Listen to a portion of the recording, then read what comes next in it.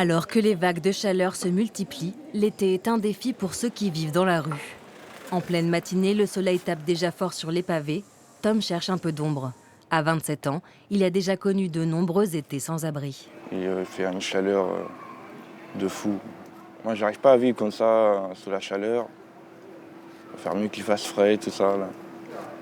Et puis en ce moment, ça, les gens qui partent en couille juste à cause de la chaleur, il a failli me faire agresser. La journée, il trouve la fraîcheur à la bibliothèque ou au centre commercial, mais pour rester hydraté, c'est plus compliqué. Il faut que je trouve de l'argent pour en trouver de l'eau. Sinon, il y a des rivières dans le coin. Il y a le Clin, mais bon, l'eau pas potable. Il faut mieux aller dans les magasins acheter une petite bouteille d'eau. Mais des fois, il y a la maraude qui passe pour donner des bouteilles d'eau. En plus des maraudes, la Croix-Rouge offre un accueil de jour.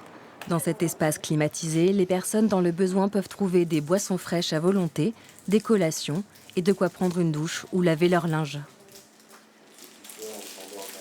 Avec mon équipe, nous essayons en tout cas de rappeler les consignes liées aux fortes chaleurs, c'est-à-dire s'hydrater continuellement, ne pas rester seul et compagnie et au moindre besoin, ne pas hésiter justement à demander de l'aide. Le lieu accueille une vingtaine de personnes chaque jour en semaine et jusqu'à 35 le week-end. Une fréquentation qui pourrait augmenter car en plein mois d'août, plusieurs structures d'aide sont fermées. Yael et Nicolas viennent ici pour trouver un peu de compagnie et de quoi améliorer leur quotidien. Simplement rester un minimum propre, c'est un peu compliqué. Du coup, on est obligé d'aller chercher de l'eau dans les bars, dans les cimetières. C'est c'est plus embêtant, quoi. Quand il y a les grosses chaleurs, je suis bien content d'avoir la tente et d'être à l'ombre. Mais c'est vrai que j'ai certains compatriotes qui sont eux en ville et eux par contre, ils sont beaucoup moins, on va dire, lucides dans le sens à se dire on va prendre de l'eau, on va s'hydrater.